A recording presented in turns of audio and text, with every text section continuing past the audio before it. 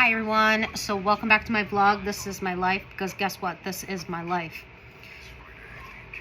So let's talk about something I discussed in my last video, and that was my agoraphobia.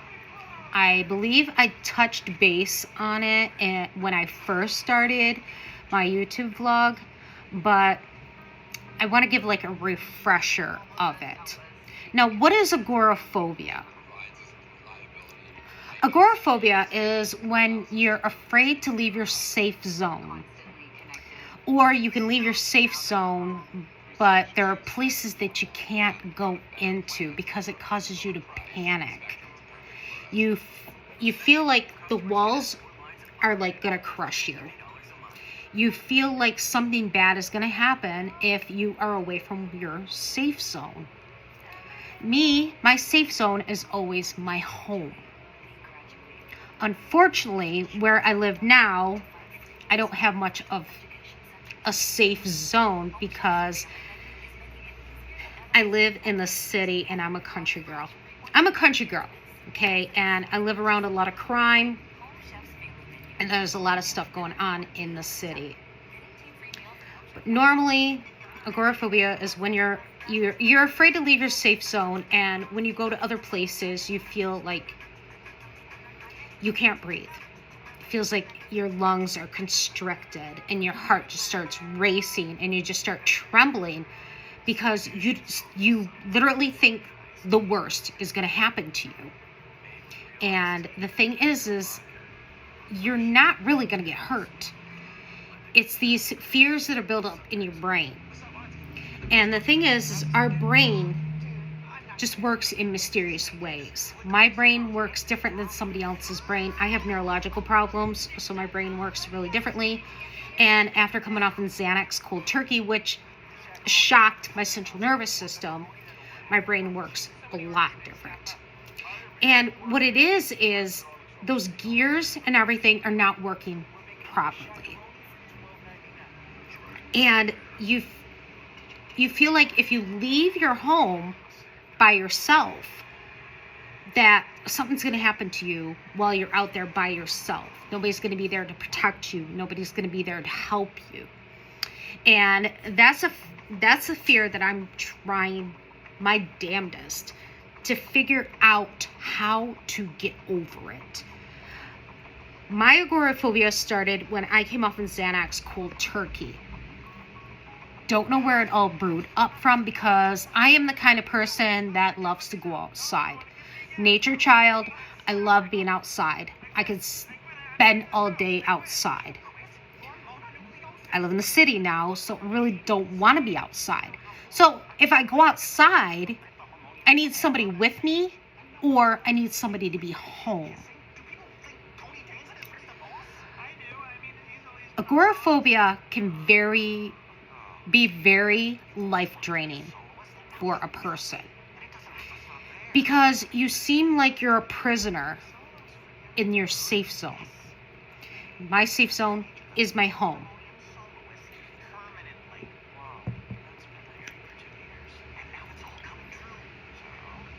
I feel like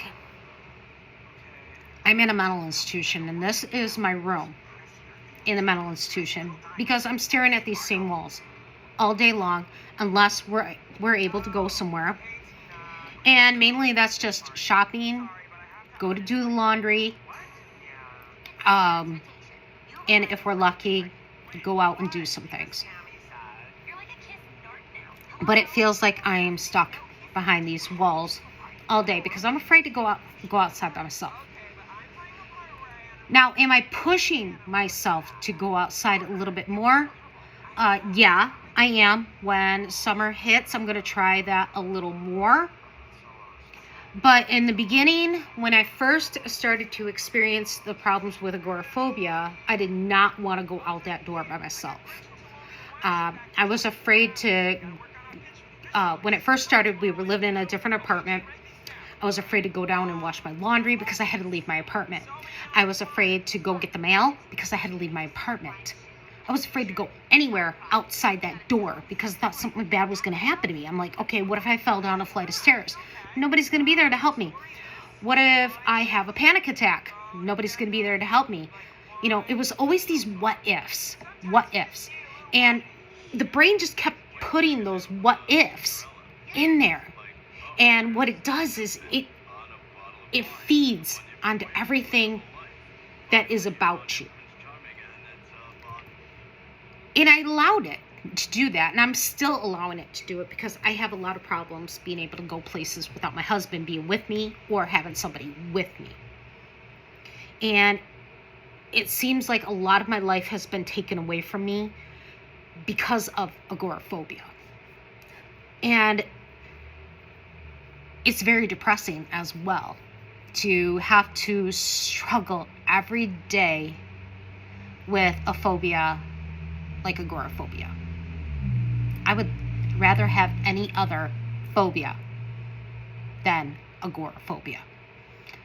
I would love to be able to go outside and enjoy it out there by myself and do like I used to do, but something triggered in my head and it needs to get rewired. And there are people out there that spend years struggling with agoraphobia. Me, I've been struggling with agoraphobia since October of 2021. Have I been trapped in my home that long? No. My agoraphobia was actually getting a little better when we were living out in the country. I felt safer. I could go for short little walks. I could go to the park. I could go take a little walk in the woods. But the minute we moved back into the city, my agoraphobia came back like full-fledged. Because I'm a country kid. I don't like being around loud noises, crime, and everything that's going on in the city. I'm not going to list everything that's going on in here. I'm not going to talk about what has been going on in this city because it's just a long list and I just don't want to discuss it. And when you live in the city and you're originally from the country, it doesn't mix very well, okay? It doesn't mix very well. I cannot wait until we can move back to the country. I will be glad when we can move back to the country. So my agoraphobia keeps me from doing a lot of things that I want to do. And like I said, it's very life draining. I hate needing somebody to go with me everywhere I go. The thing is with agoraphobia, when you do go places by yourself, you get heart palpitations, you start shaking, you start just sweating, and you just start making scenarios in your head of what could happen to you. I go to the church every day after 12 o'clock. I go to the church that's right next door that offers free meals to people that are low income, no income, somebody that needs a meal. I go over there every day, Monday through Saturday, when they're open. And I pick up the meals for my husband and I. Now, how am I capable of doing that by myself? Well, I'll tell you this. It is scary for me to do it by myself because I do not like crowds. And that's one thing that can trigger out somebody that has agoraphobia is a crowd. Because you feel like you have no escape. There's so many people around you, it's like you're looking for that exit. Okay? And I'm afraid because of, I don't know the people that are there. I don't know what kind of people they are. So the scenarios are in my head. So how do I control that? Now, when I came off of Xanax, I shortly came off antidepressants. And I stayed off of those types of medications. But my neurologist had to prescribe me, has prescribed me a beta blocker that is to help with my essential tremors, and it's supposed to help with migraines, which it's done nothing for my migraines.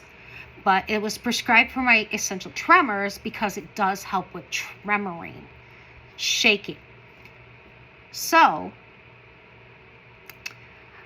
I don't take that medication on a daily basis because it's not something that I want my body to get used to. I take it as needed, and that's a beta blocker. What beta blockers are is they're a heart medication.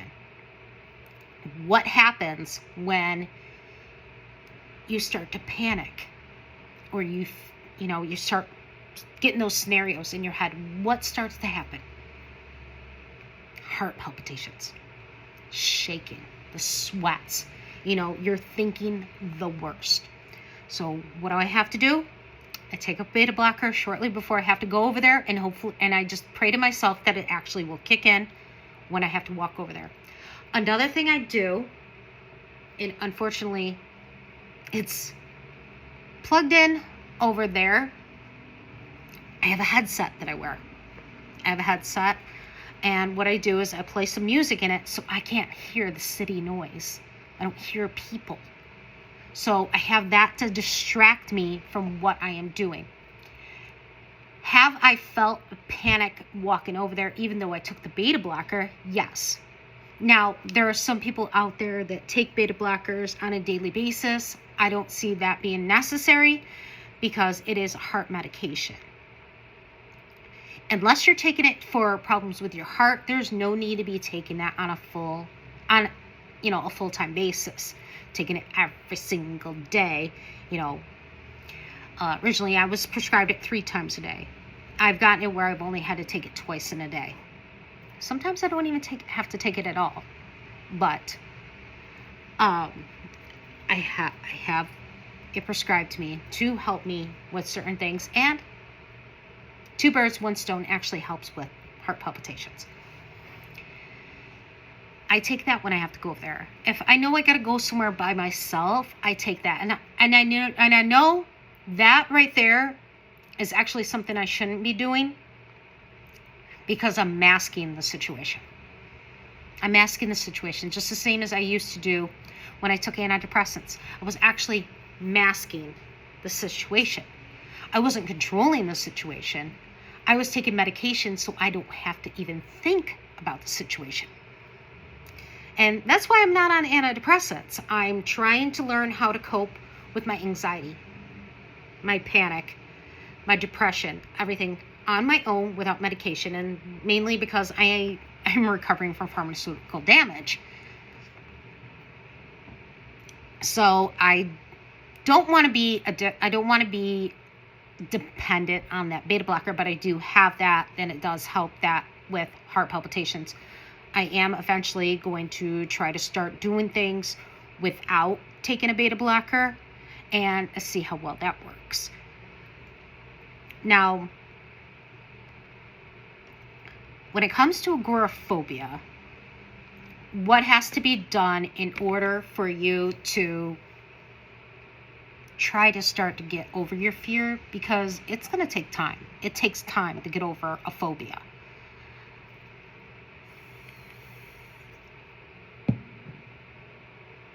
I don't even know if I'm allowed to vape on here. Whatever. Anyways, I'm going to have a video about that vaping. You have to do exposure therapy. And I've done exposure therapy before, and it actually worked. But that was when I lived in the country. Everything was better. I love living in the country. I do. I love living in the country. Country kid from birth up until a couple years ago when we had to move to the city. Now, how you do exposure therapy for agoraphobia. And just remember, I'm not a doctor.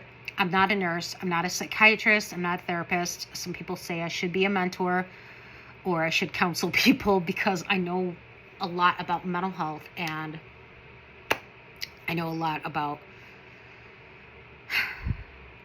different techniques to help you with your mental health. I've actually written a book. I've actually written multiple books. what you have to do when you start exposure therapy for agoraphobia is you got to start off with baby steps. Start off with baby steps. And what I mean by baby steps is don't leap into it.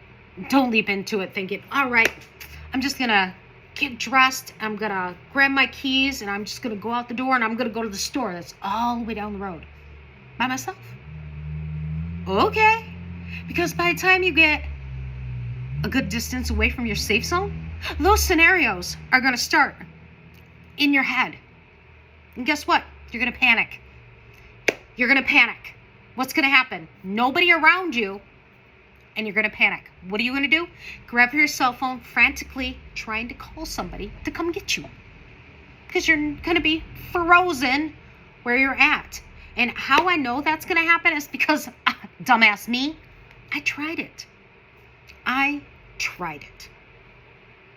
And I regretted it. I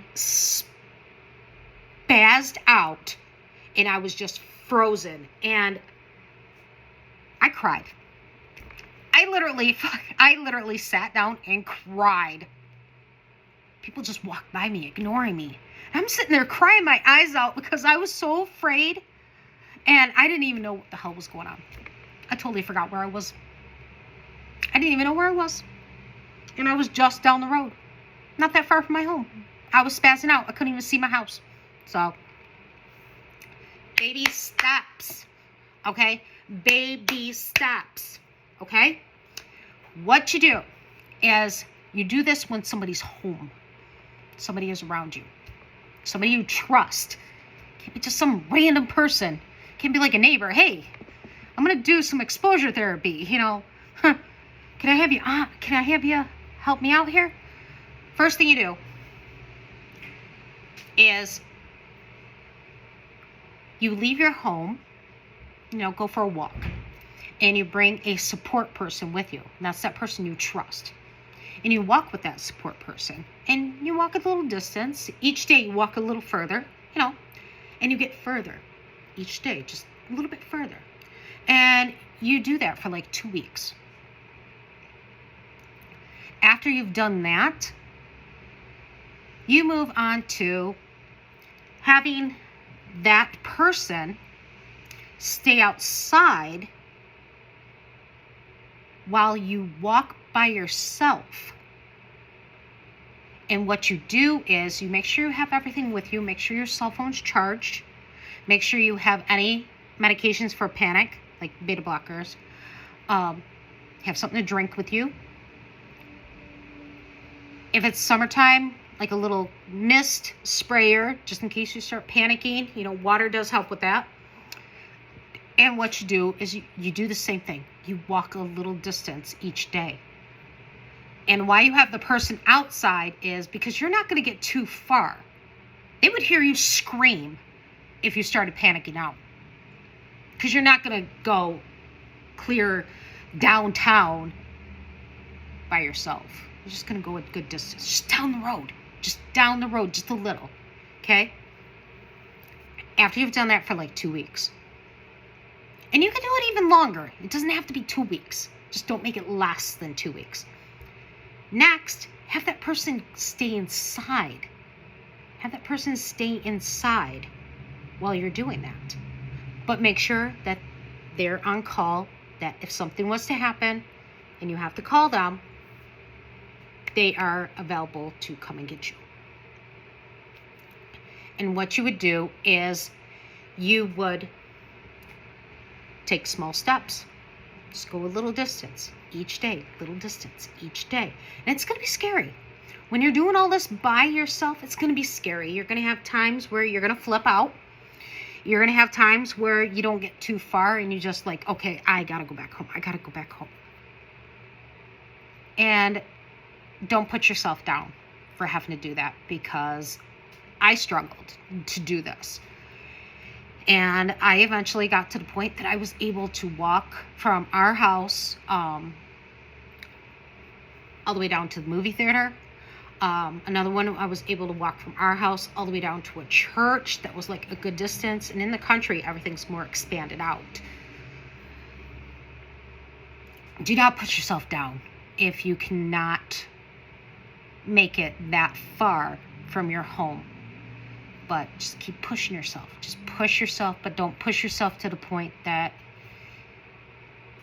you're really going to panic out and you're going to end up in the hospital because you can't control your panic. Now, like I said, it could take time. It can take time. And then once you've done that, just, keep repeating that. And it's going to take longer than a month to get over it. It could take longer than 2 months to get over it. You're never really going to get over it 100% because it's still going to be in your head. You're going to have times where something is going to trigger and you're like, okay, I cannot leave the house. I just don't feel right about leaving the house. And you're going to have those days. You're going to have those days. Like me living here. After living out in the country, and I was getting better with my agoraphobia. I came here and now I'm like, okay, I really don't want to go out that door by myself. I mean, I go out that door by myself, the main door, because I don't know what's out there. But lately I have been able to go out there. Do I like doing it? No, it kind of scares me. All it is baby steps. Baby steps. You don't have to leap into anything. And if anybody tries to pressure you into leaping, I swear they need to be slapped. They need to be slapped. Because you can't rush into getting your mental health better. And I've had a lot of people be like, oh, just breathe, you're fine. Drink some water. Try some meditation. Oh, you're fine. You're just exaggerating it. Okay, let's switch lives for like 5 minutes and you tell me if you want to give me my life back, because I guarantee after just a few seconds in my life, you're going to be crying. So don't let anybody rush you. When it comes to your mental health, you work on your speed, nobody else's.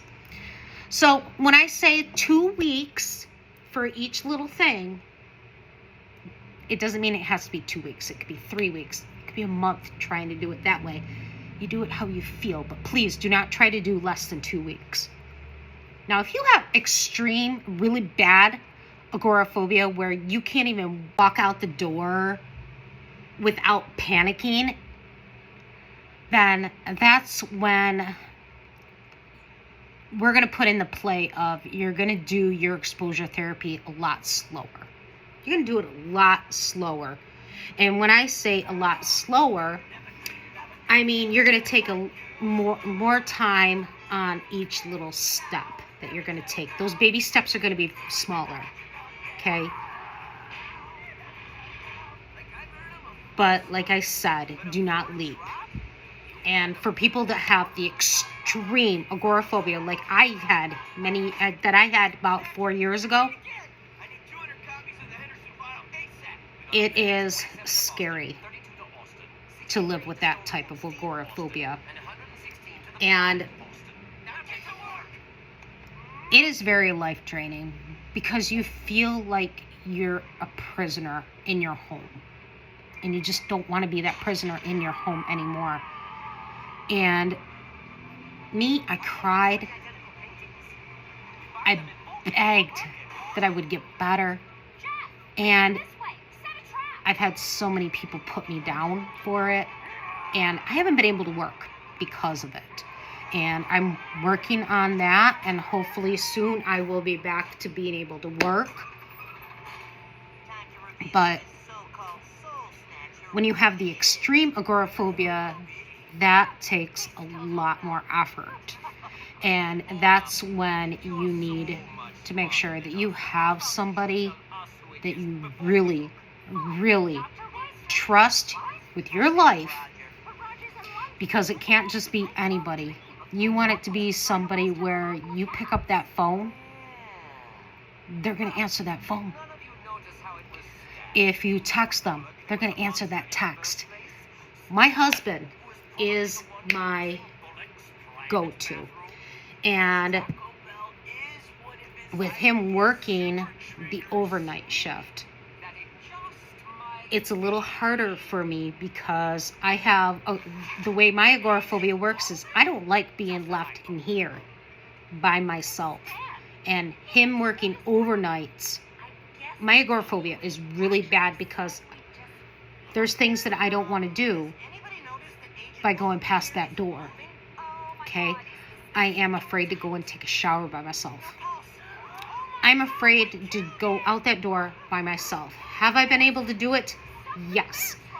But it took some time for me to be able to do it. I will explain the whole thing about the shower. It's not just the agoraphobia that keeps me from taking a shower without anybody being here. But it's mainly my agoraphobia. Keeps me from going out that door when my husband's not here, because I always have the worst case scenario going on in my head, and I really hate it. Really hate it. Okay? I've had intrusive thoughts because of my agoraphobia, and I don't like that. I don't like that one bit. And yes, you can see my tattoo. You can see my tattoo. I am a survivor.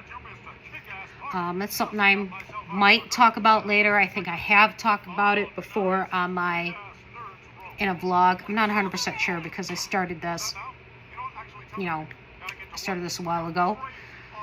So, actually I started it last year. That's right, I started last year because there's a 24 in my username.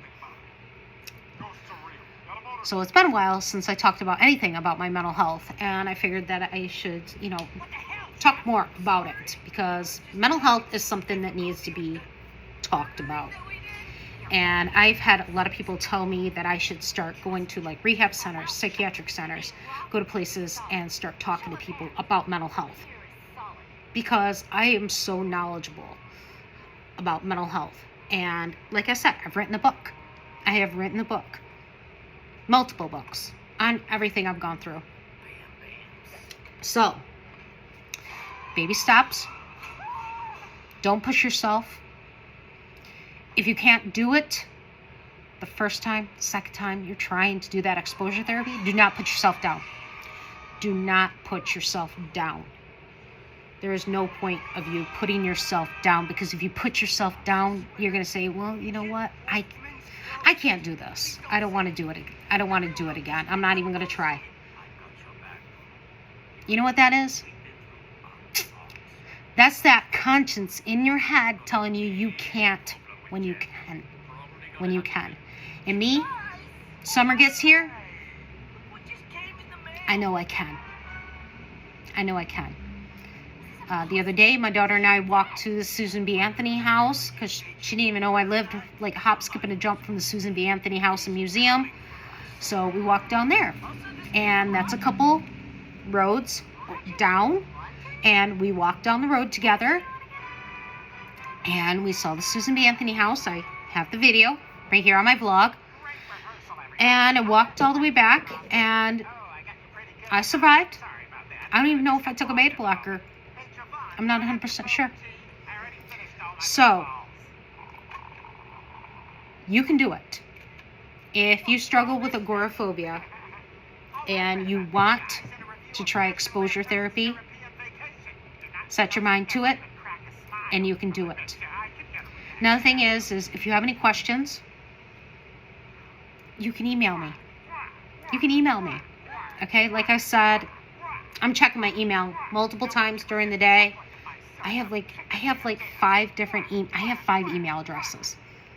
Okay? Why I have so many email addresses? No dang clue. I started a Yahoo email address. Where did that come from? Anyways, email me if you have any questions. And it doesn't have to be just agoraphobia. It could be anything about mental health, because believe me, I've gone through it. I've gone through it. So, I'm going to end this video, and I'm going to continue watching American Dad right now, and I'm going to be brainstorming some things that I want to talk to you guys about here on my vlog, because now that I'm not on TikTok full time anymore, I have more time on YouTube, And I want to build my following.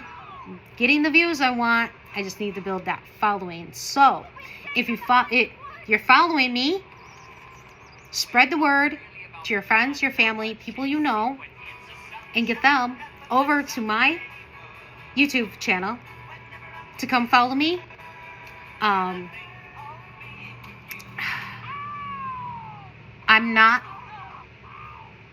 I suffer with social anxiety, and I'm not a public speaker, so doing this is actually helping me learn how to speak to people. And that's another reason why I'm not being a mentor or a public speaker to anybody, because I have a fear of speaking in public. Believe me, I panic out. I don't know how I survived my senior speech with the whole school and out there in the audience, and parents and everybody out in the audience. I don't know how I survived. Seriously, I thought I was going to throw up when I got up there, but it didn't happen. I survived. So, again, if you have any questions about agoraphobia or anything that has to deal with your mental health, please email me. Email me. It's in the description. Just email me. I check my phone all the time. So, everybody, have a great night, great day, great evening, depending on where you're at. And I will see you shortly. So, bye for now.